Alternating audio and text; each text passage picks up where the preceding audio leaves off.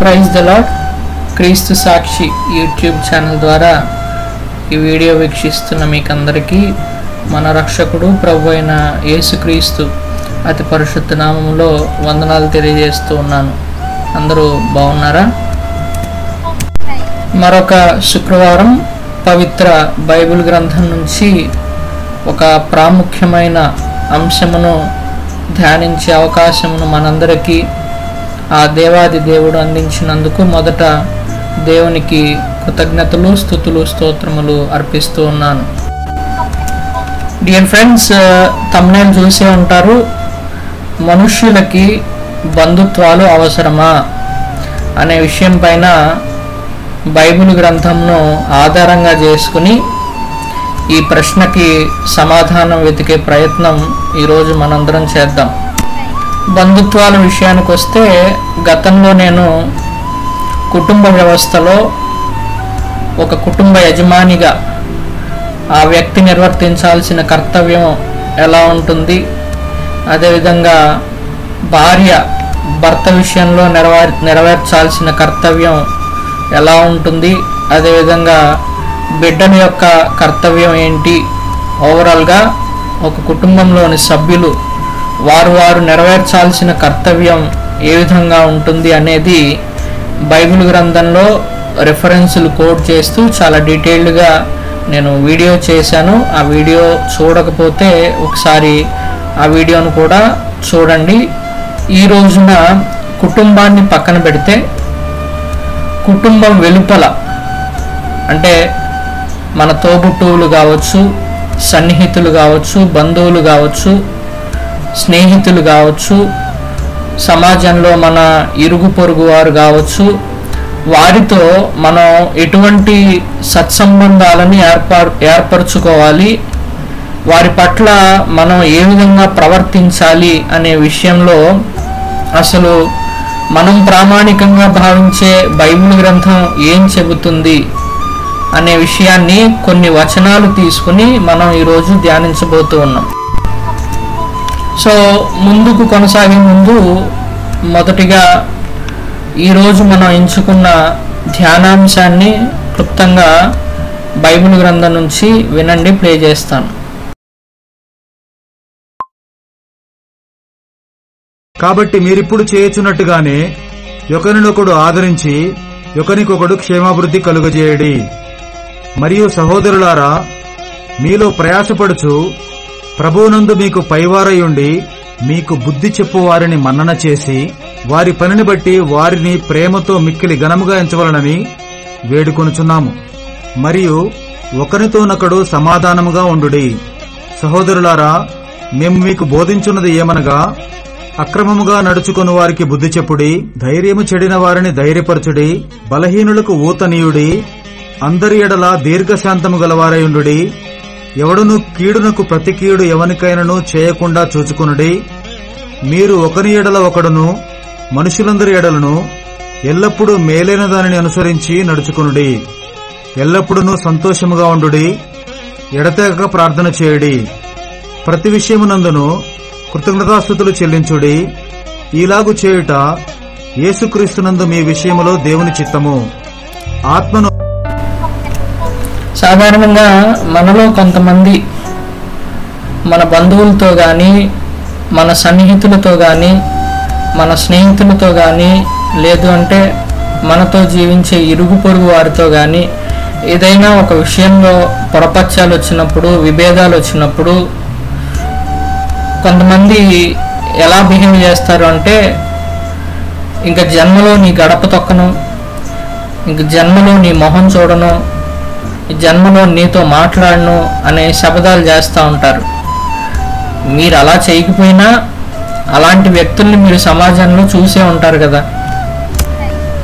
ఇది ఇలా ఉంటే సమాజంలో మరికొంతమంది ఏ విధంగా ఆలోచిస్తారంటే, నేను నా కుటుంబం, బంధుమిత్రులు, సన్నిహితులు, సమాజంలో ఉన్నవాళ్ళు వీళ్ళందరినీ పట్టించుకునేంత స్తోమత, అంత ఖాళీ నాకెక్కడది, ఎవరి జీవితం వాళ్ళది, ఎవరి బాధలు వాళ్ళవి, వాళ్ళ కష్టాలు నేనెక్కడ తీర్చను, నా కుటుంబాన్ని పోషించుకోలేక నేను ఇబ్బంది పడుతున్నాను, అనే ధోరణిలో అసలు బంధువులతో కానీ, స్నేహితులతో కానీ, సన్నిహితులతో కానీ సత్సంబంధాలు ఏమాత్రం లేని వారు కూడా ఈ సమాజంలో ఉన్నారు.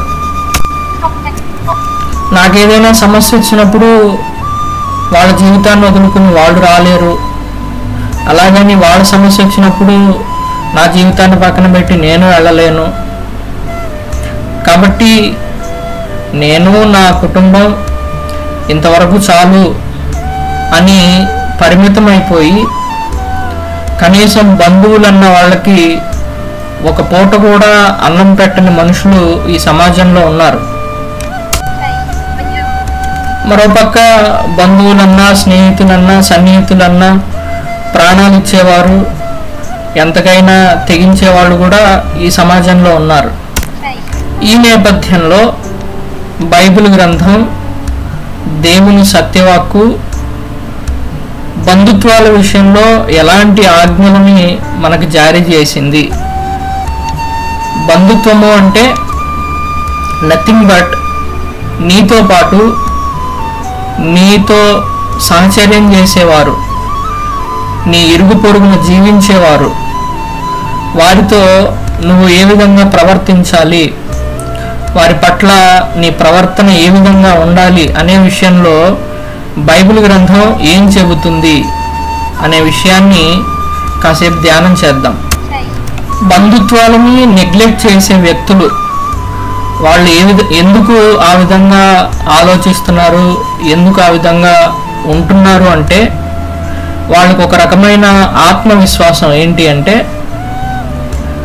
నాకు ఏది అవసరమో నేను సమకూర్చుకోగలను, నాకు ఏది కావాలో నేను నెరవేర్చుకోగలను, నా కుటుంబానికి ఏది అవసరమో అది నేను ఏర్పాటు చేసుకోగలను, నాకు వేరొకరి సహాయం అక్కర్లేదు, నాకు ఒక పరిమితమైన ఆదాయం వస్తుంది, లేదంటే నాకు పలానా సిరి సంపదలు, ఆస్తులు, అంతస్తులు ఉన్నాయి అనే ఒక ఆత్మవిశ్వాసంతో జనరల్గా కొంతమంది ఏం చేస్తారు అంటే బంధుత్వాన్ని పెద్ద లెక్కలోకి తీసుకోరు.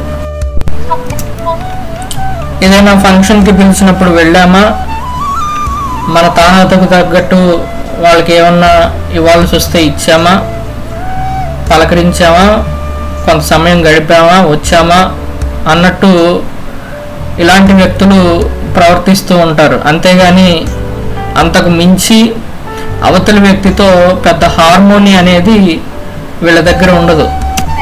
యాక్చువల్లీ నేను ఇంతకు ముందు ప్లే చేసిన బైబిల్ గ్రంథంలోని వచనాలు యావత్ సమాజానికి సంబంధించి మనం ఏ విధంగా నడుచుకోవాలనే విషయంలో దేవుడు మనకు జారీ చేసిన ఆజ్ఞలు.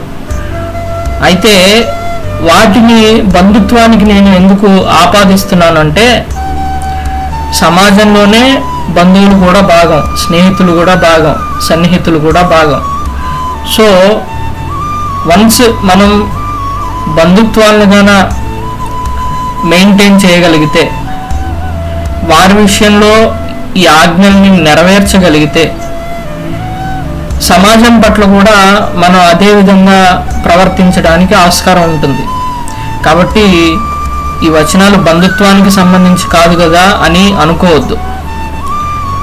బంధువులు కూడా సమాజంలో భాగమే, మన ఇరుగు పొరుగు వారిలో భాగమే, వాళ్ళు కూడా వ్యక్తులే.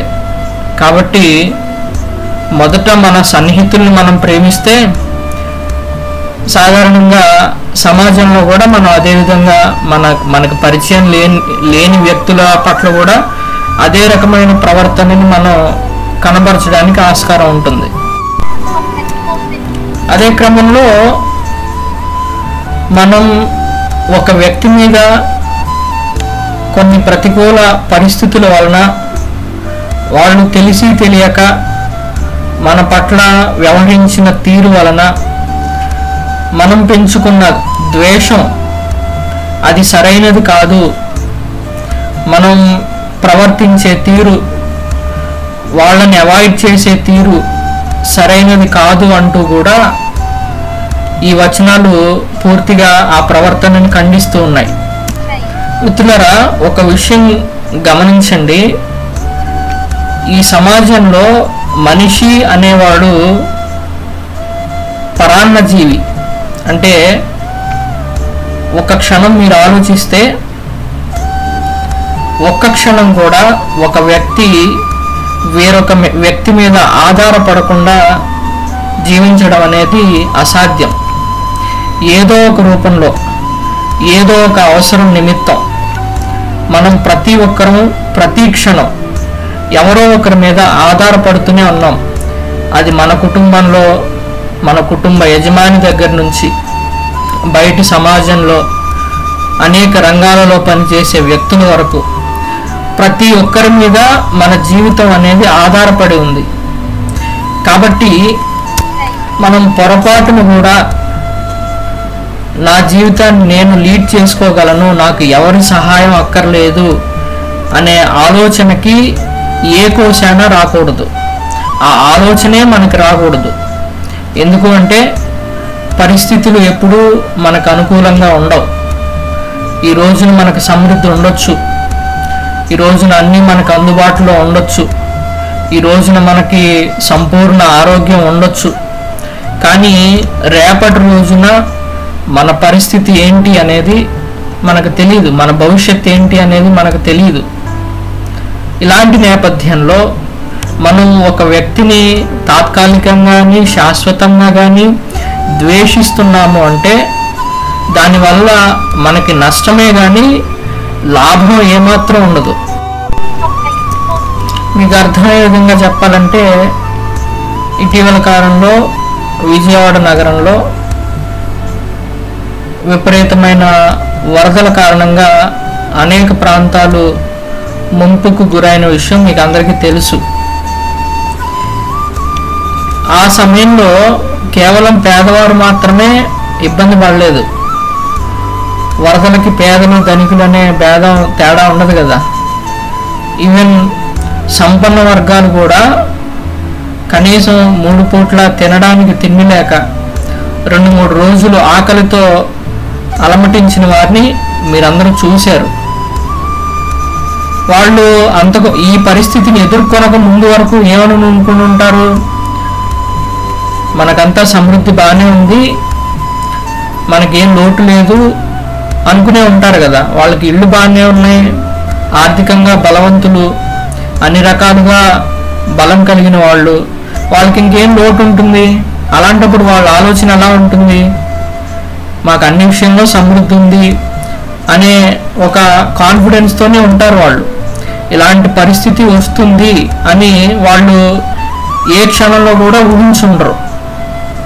కానీ ఏం జరిగింది, ఆ పరిస్థితిని ఎదుర్కొన్నప్పుడు ధనికులైన వాళ్ళకి, మధ్యతరగతి వాళ్ళు, పేదవాళ్ళు వాళ్ళకున్న దానిలోనే ఇస్తే, సహాయం చేస్తే దానిలో నుండి వాళ్ళు వాళ్ళ కడుపుని నింపుకోవాల్సిన పరిస్థితి వచ్చింది. వాళ్ళు ఎప్పుడైనా ఆ పరిస్థితిని ఊహించుంటారా వాళ్ళ జీవితంలో? మనిషికి మధ్య సత్సంబంధము అనేది లేకపోతే ఎంత భయంకరమైన పరిస్థితులు వస్తాయో ఆ సంఘటనలు చూసినప్పుడు మనం అర్థం చేసుకోవచ్చు. మనుషుల మధ్య ఇంకా కొంత మానవత్వం అనేది ఉంది కాబట్టి ఎన్జిఓస్ రూపంలో ప్రభుత్వంతో కలిసి అనేక మంది ఆ వరద బాధితులకి సహాయం అందించారు. చాలా వరకు వాళ్ళకి కావాల్సిన ఆహారం కానీ నిత్యావసరాలు కానీ ఇప్పటికీ వాళ్ళు అందిస్తూనే ఉన్నారు. వాళ్ళందరూ సమాజంలో భాగమే. కాబట్టి ఒక వ్యక్తి తనంతట తాను ఎదగడం, తనంతట తాను ఎవరి సహాయం లేకుండా జీవనాన్ని గడపడం అనేది అసాధ్యం. ఏదో ఒక సందర్భంలో అవసరం వచ్చి తీరుతుంది ఎదుటి వ్యక్తితో. ఇలాంటి పరిస్థితి ఉన్నప్పుడు మనం ఎదుటి వ్యక్తిని ద్వేషించడం ఎంతవరకు కరెక్ట్ అనేది మీరు ఆలోచించండి. అందుకనే దేవుని వాక్యం ఏమని చెప్తుంది అంటే, మీరు ఒకరినొకరు ఆదరించండి, ఒకరికొకరు క్షేమాభివృద్ధిని కలుగు చేసుకోండి. మీకు పై స్థాయిలో ఎవరైనా ఒక వ్యక్తి ఉండి వాళ్ళు మీకు బుద్ధిని చెప్తూ ఉంటే వారిని గౌరవించండి. అదేవిధంగా చెడు మార్గంలో నడిచే వారిని గద్దించండి. ధైర్యం కోల్పోయిన వారికి ధైర్యం చెప్పండి. ఒకరితో ఒకరు సమాధానము అంటే సహనం కలిగి జీవించండి. ఒకరికి ఒకరు మేలైనది చేస్తూ మేలైన వాటిని కోరుకోండి. ప్రతి ఒక్కరూ సంతోషంగా ఉండండి అని ఈ విధంగా దేవుని వాక్యం మనం ఎదుటి వ్యక్తితో ఏ విధంగా ప్రవర్తించాలి అనే విషయంలో ఈ ఆజ్ఞలను మనకి జారీ చేసింది. అయితే ఈ ఆజ్ఞలన్నిటినీ పాటించాలి అంటే మన దగ్గర ఒక ఆయుధం ఉండాలి. ఒక వ్యక్తిని మనం ఈ ఆజ్ఞానుసారం వారిని రిసీవ్ చేసుకోవాలి, వారి పట్ల మన ప్రవర్తన ఉండాలి అంటే మన దగ్గర ఒక ఆయుధం ఉండాలి. ఆ ఆయుధం ఏంటి అంటే ప్రేమ. ఒక వ్యక్తిని ప్రేమించడం వల్ల ఎన్ని ఉపయోగాలు ఉన్నాయో, ఎన్ని ప్రయోజనాలు ఉన్నాయో బైబిల్ గ్రంథంలో చాలా స్పష్టంగా రాయబడింది. ఆ వాక్యాలని ప్లే చేస్తాను. 1 కొరింథీ పత్రిక 13వ అధ్యాయము 4 నుండి 7 వచనాల్లో ప్రేమ ఎలాంటి ప్రయోజనాల్ని చేకూరుస్తుందో రాయబడి ఉంది. ఒకసారి ఆ వచనాలను వినండి.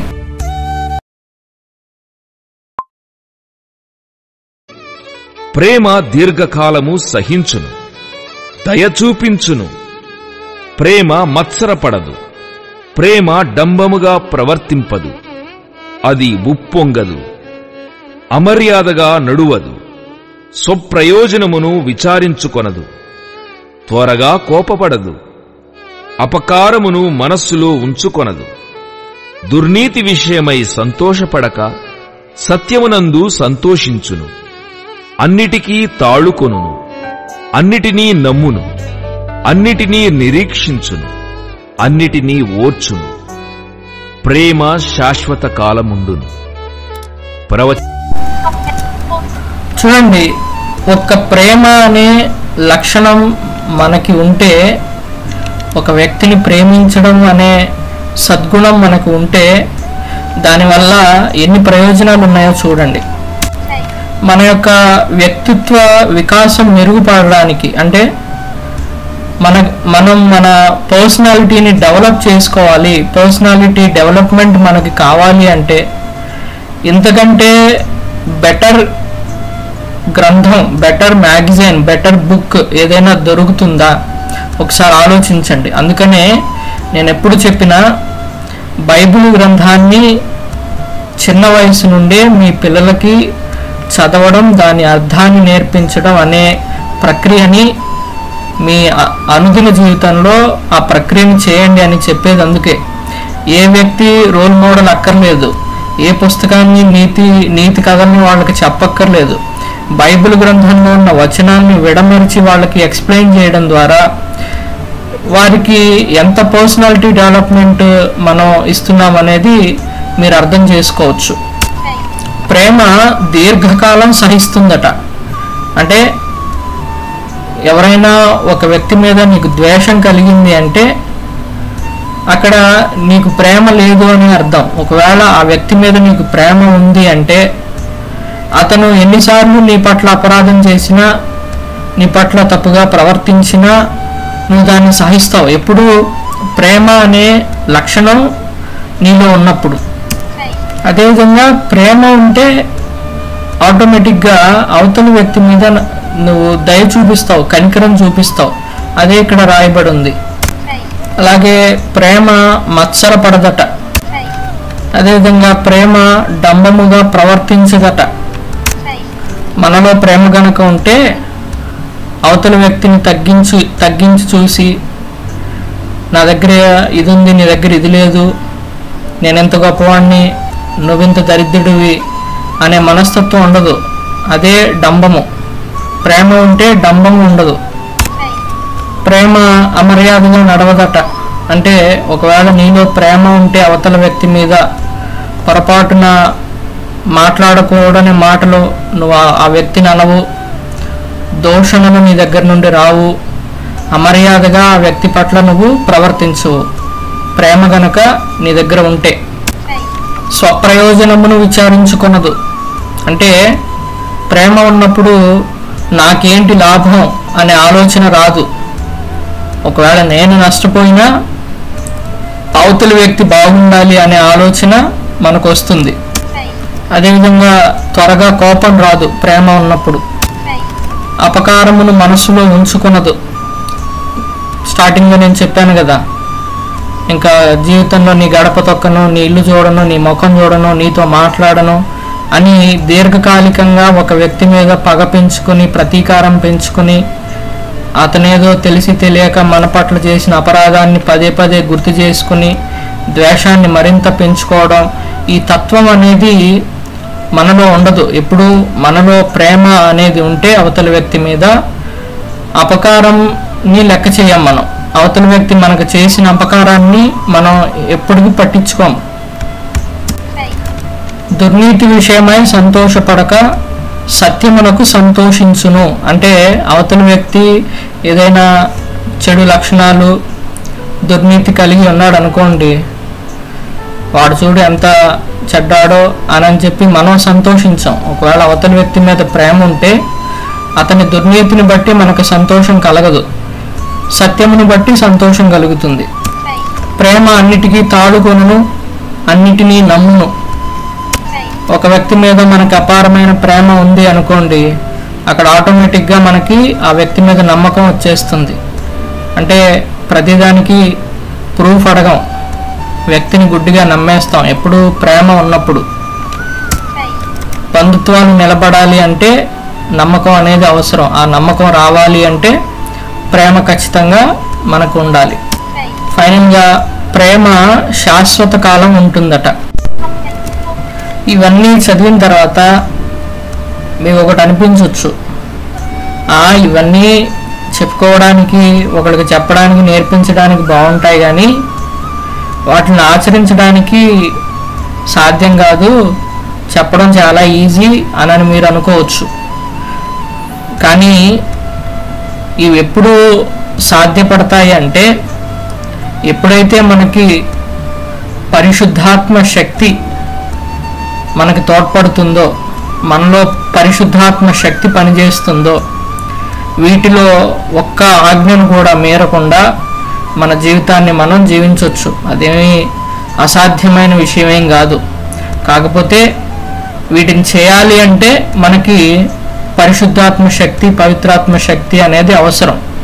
కాబట్టి దేవుని మీరు ఎప్పుడు ప్రార్థించినా పరిశుద్ధాత్మ శక్తి కావాలి, దేవా నీ శక్తిని నాకు అనుగ్రహించు, నీ ఆత్మని నాకు అనుగ్రహించు, నీ ఆజ్ఞానుసారం జీవించే శక్తిని, బలమును నాకు దయచేయి అనే విజ్ఞాపన మనం ఎప్పుడూ చేయాలి. అలా చేసినప్పుడు ఖచ్చితంగా వీటన్నిటినీ మనం జయించగలుగుతాం. మనం ఏది అసాధ్యమో అని అనుకుంటామో వాటిని సుసాధ్యం చేయగలుగుతాం. కాబట్టి క్రీస్తునందు ప్రియమైన విశ్వాసులారా, మీకు చాలా స్పష్టంగా అర్థమైంది అని నేను అనుకుంటున్నాను. ఎవరైతే ఒక వ్యక్తి వలన మనకి ప్రయోజనం లేదు, నా అంతట నేను అన్నీ సాధించుకోగలను, చేసుకోగలను, నెరవేర్చుకోగలను, ఏర్పాటు చేసుకోగలను అనే ఆలోచనతో ఇంకా ఉన్నారో, అలాంటి ఆలోచన మీకుంటే ఇమ్మీడియట్గా అలాంటి ఆలోచన నుండి బయటికి రండి. ఎందుకు అంటే ఎప్పుడు ఏ పరిస్థితులు ఎలా ఉంటాయో మనకు తెలియదు. గతంలోనే నేను చెప్పాను, ఈరోజు మన పరిస్థితి బాగుంది కదా అని అన్ని రోజులు ఇలానే ఉంటాయని మనం అనుకోకూడదు. కాబట్టి ప్రతి ఒక్కరితో మనకు అవసరం ఉంటుంది ఏదో ఒక రూపంలో. ఆఖరికి చిన్న పిల్లాడితో సహా, పసిపిల్లలతో సహా వాళ్ళతో కూడా మనకు అవసరం ఉంటుంది. కాబట్టి ఎవరిని తృణీకరించకూడదు, ఎవరి పట్ల ద్వేషాన్ని పెంచుకోకూడదు, ఎవరిని దూరంగా పెట్టకూడదు. సాధ్యమైనంత వరకు అందరినీ కలుపుకుంటూ పోవాలి, అందరితో ప్రేమగా వ్యవహరించాలి, అందరి కొరకు విజ్ఞాపన చేయాలి. చెడు మార్గంలో ఎవరైనా నడుస్తుంటే వాళ్ళకి సమాధానం పూర్వకంగా వాళ్ళని హెచ్చరించాలి, వాళ్ళకి బుద్ధి చెప్పాలి. ఇది ఒక క్రైస్తవుడిగా మన కర్తవ్యం. బైబిల్ చదువుతున్నాం అంటే దానికి ఒక పరమార్థం ఉండాలి. అందులో నుండి మనం ఏదో ఒక విషయాన్ని నేర్చుకుని ఆ మరుక్షణం నుండి దానిని మనం అప్లై చేయగలగాలి మన జీవితంలో. అదర్వైజ్ మీరు ఎన్ని వేల సార్లు, వందల సార్లు బైబిల్ చదివినా దానివల్ల ప్రయోజనం ఉండకపోవచ్చు. ఈ విషయాలన్నీ గమనించుకుని దానికి అనుగుణంగా నడుచుకుంటారని ఆశిస్తూ, దేవుడు మీకు మంచి జ్ఞానమును అనుగ్రహించాలని, ఈ ఆజ్ఞలను పాటించే విషయంలో తన పరిశుద్ధాత్మ శక్తిని మీకు అనుగ్రహించాలని మన ప్రభు అయిన యేసుక్రీస్తు ద్వారా ఆ దేవాది దేవుణ్ణి ప్రార్థిస్తూ వేడుకుంటూ ఉన్నాను. Thank you so much for watching.